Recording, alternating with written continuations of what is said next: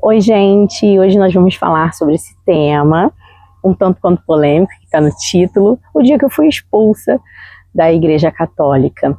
Essa é uma experiência minha, uma vivência que não foi algo muito positivo, que aconteceu na minha vida alguns anos atrás, mas eu gostaria muito de compartilhar com vocês isso. Não estou aqui fazendo julgamento de religião nenhuma, até porque eu passei por algumas religiões e eu acho muito interessante quando a gente conhece algumas religiões, para que a gente possa falar das experiências que foram vividas.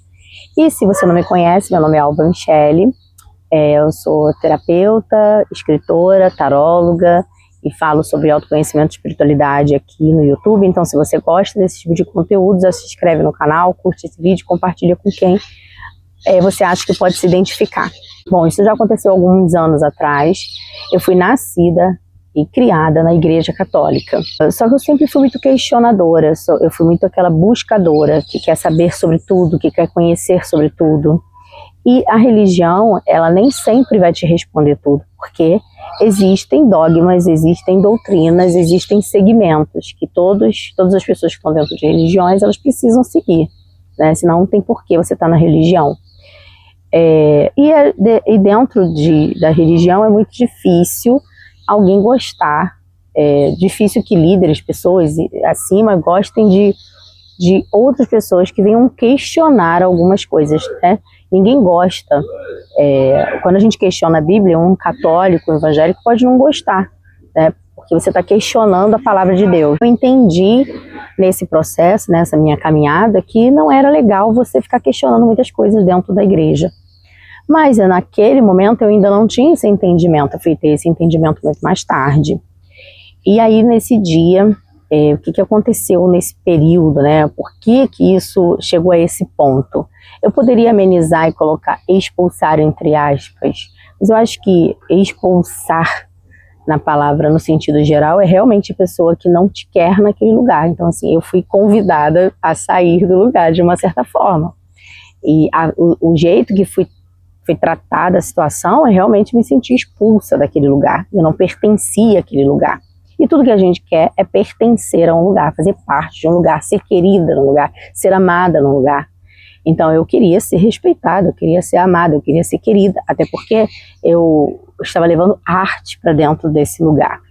E arte com religião, dependendo da situação, não combina. Eu era professora de teatro nessa época, eu tinha uma companhia de teatro, e eu dava aula em alguns lugares, aula num lugar específico que era voltado para oficinas, mas que esse lugar tinha fechado. Então nós ficamos sem lugar para atender esses adolescentes. Conversando com a igreja, né, afinal de contas eu frequentava aquela igreja que me conhecia desde pequeno, não aquele padre, mas aquela igreja já sabia quem eu era, me conhecia através da minha mãe, da minha família e tudo mais. Eu não vi problema nenhum em aceitar, em fazer um convite de dar aula de teatro lá. Então eu tive uma conversa com esse padre da época.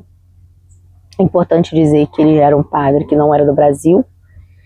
E aí eu conversei e ele disse que tudo bem, que eu podia dar aula, que seria maravilhoso levar os adolescentes para lá. Até porque lá já tinha até biblioteca, a igreja estava passando por um movimento bem legal, bem diferente sobre cultura. Aí tivemos essa conversa e teria uma reunião logo depois que ele voltasse de viagem. E aí fomos passando o tempo, essa pausa, e nesse período eu já estava dando aula lá dentro, o espaço foi concedido. Estavam todos animados e todos felizes com isso, até que eu preciso abrir antes um parêntese. Por que eu acho que não faria mal e não tinha problema algum? Porque quando eu era pequena, que eu fui anjinho de Nossa Senhora, minha mãe fazia um coral, e para mim aquilo já era um teatro. Eu só não entendia como teatro, mas a minha mãe ensaiava um coral, a gente colocava roupinhas, a minha casa era feita de Era um lugar para confeccionar essas roupas, era uma oficina, né? Os bastidores aconteciam na minha casa, onde minha mãe pegava pena de galinha na época, porque tinha esses aviários, né, esses galinheiros, minha mãe pegava pena, levava para casa, construía as asas, fazia as coroas dos anjos, as roupas eram confeccionadas por a mãe de uma outra amiga. Enfim, para mim aquilo ali já era um grande teatro. Então não tinha qual o problema de você agora levar realmente o teatro de um jeito mais formalizado. Voltando para esse pedaço, estava tudo certo, até que ele voltou de viagem, ele volta de viagem e pede uma reunião. E nessa reunião, eu fui. Eu não estava entendendo nada. Quer dizer, não entendi foi nada. Todo mundo colocando suas pautas, e aí ele falou o seguinte: você quer ser salvadora da pátria? Ele já começou a mudar o contexto. Aquele homem que foi tão gentil e tão educado comigo se tornou um homem irônico, debochado, sarcástico na reunião. E todas as pessoas ficaram caladas. Com o jeito que ele estava tratando a situação do teatro, o jeito que ele estava me tratando, eu não estava entendendo nada e eu comecei a chorar, eu queria ir embora do meio da reunião.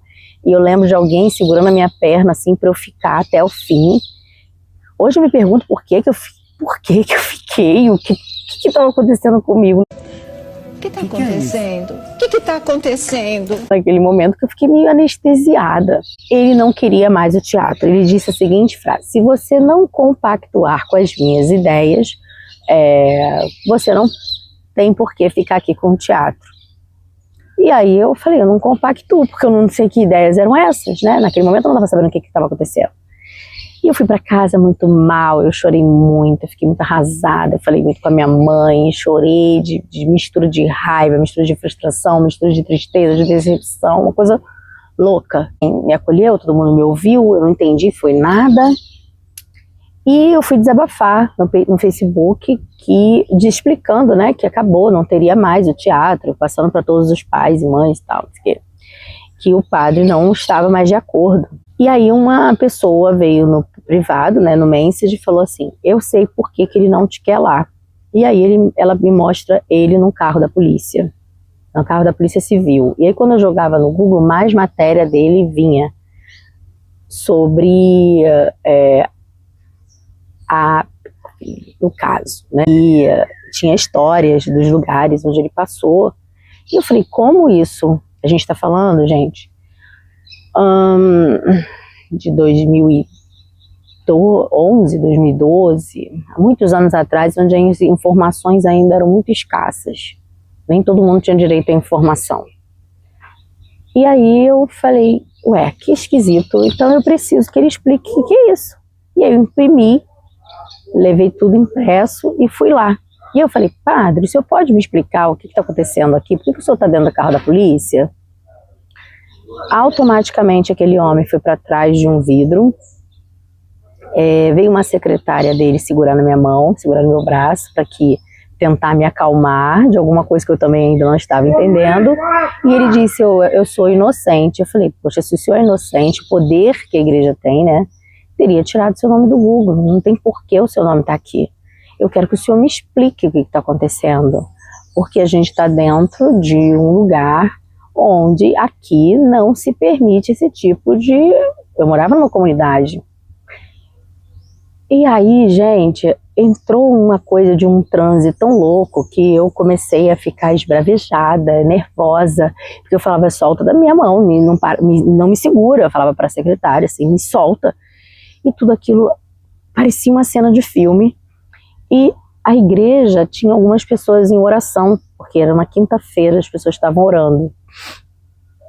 Que fala, é quinta de adoração, né? As pessoas vão para ali para fazer adoração a Deus e tal. E lá, aconteceu tudo isso, fui para casa arrasada, sem entender nada. Eu chorei muito naquele dia, me ajoelhei no meu quarto e falei, olha, se eu estiver errada, eu quero, se eu não for inocente, eu estiver errada, fazendo uma acusação, né, leviana, eu peço para que seja castigada por isso. Mas se eu estiver vendo algo que é certo, eu peço que vocês me mostrem a verdade. Gente, isso foi numa quinta. No sábado, eu estava assim, olhando no muro e vi o sobrinho de uma amiga, passou e falou, eu falei, tá perdido aqui? Ele falou, não, é com você mesmo que eu quero falar. Se em algum momento você achou que estava acusando um inocente, ele usou as palavras que eu falei sozinha no meu quarto em oração. Eu vou te dizer que não, porque eu conheço a pessoa que passou por essa situação com esse padre. Gente, no sábado, no domingo, esse rapaz já estava na minha casa, destrinchando todos os conteúdos possíveis sobre essa situação com esse padre. Coisas bizarras, imagens bizarras, fotos bizarras, documentos bizarros. Eu tive acesso a tudo. E ali eu falei, eu lavo minhas mãos, porque cada um tem aquilo que merece, ou não sei. Mas eu não vou mais me expor a isso também.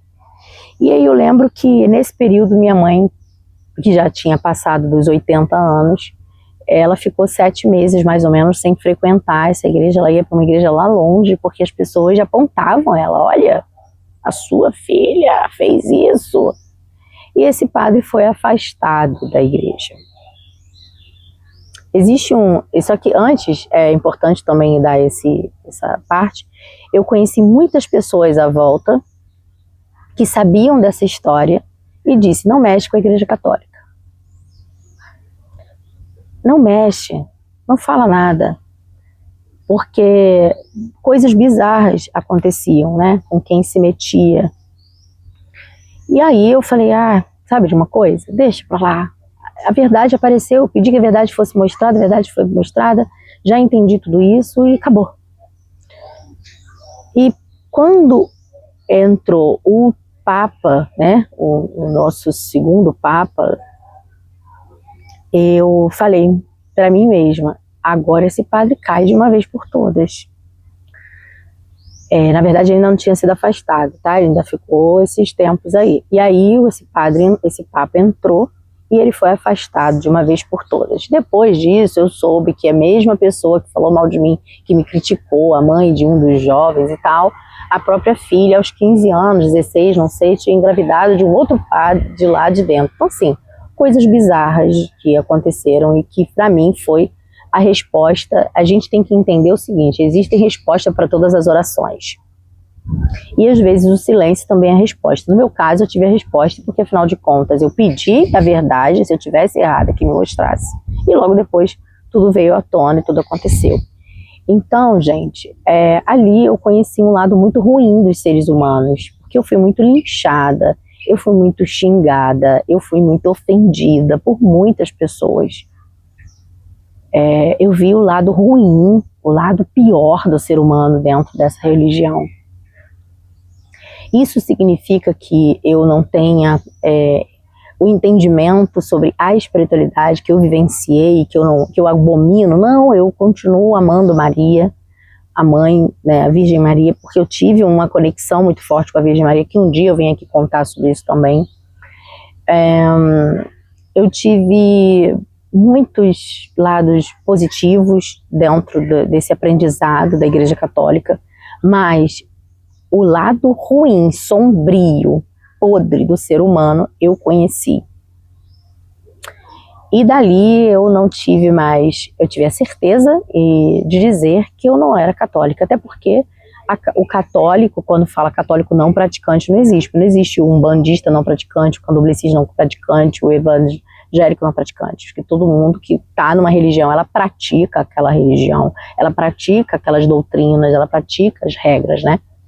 Então, no meu caso, nem católica, nem tão praticante, nem não praticante, simplesmente não queria mais ser católica, porque me envergonharia demais dizer que eu era católica por conta de tudo aquilo que aconteceu, onde o errado estava sendo exaltado e protegido por uma comunidade, né, cristã, e eu seria a bruxa Memeia, e hoje com muito orgulho, se me chamar de bruxa, com muito orgulho serei. E essa foi a minha experiência, de várias experiências negativas que eu tive também, mas essa foi uma das coisas mais horrorosas que eu vivenciei, as coisas mais cabulosas que eu ouvi de católicos. E não generalizando, de novo, existem católicos incríveis, assim como evangélicos, assim como bandistas, assim como kardecistas, e existem pessoas do mal em qualquer religião. Foi até o que eu falei ontem na aula que teve do Desperta, né? com a Karina, que era o seguinte: tem pessoas que dobram o joelho em nome de Deus, não sei qual é o Deus dela, mas elas dobram o joelho e oram e rezam para que o outro quebre a perna. Então, isso independe de religião, é sobre o ser humano, sobre o mau caratismo, sobre pessoas que usam o nome de Deus a qualquer custo. Então eu vi um lado muito ruim, que foi uma experiência desagradável e decepcionante, e que nunca mais eu quis repetir essa daí. Então acho que essa foi a história. E voltando, depois minha mãe pôde voltar a frequentar. Minha mãe era uma pessoa fervorosa na religião dela, do jeito dela, acreditava, achava que tinha o céu e o inferno e tudo mais. E eu respeito muito as decisões dela, mas eu não tive mais... Não que eu não frequentasse depois outros lugares, entrasse em outras igrejas e sentisse, fosse lá, sabe? Entrar naquele templo para fazer oração, eu fazia tudo isso. Mas naquele lugar, para mim, não fazia mais sentido. E é isso. Me conta aí você já passou por uma experiência negativa dentro de alguma religião? Se você chegou até o final desse vídeo, você sabe essa pergunta que eu estou te fazendo. Me diz aí, conta nos comentários, conversa comigo. Como é para você a religião?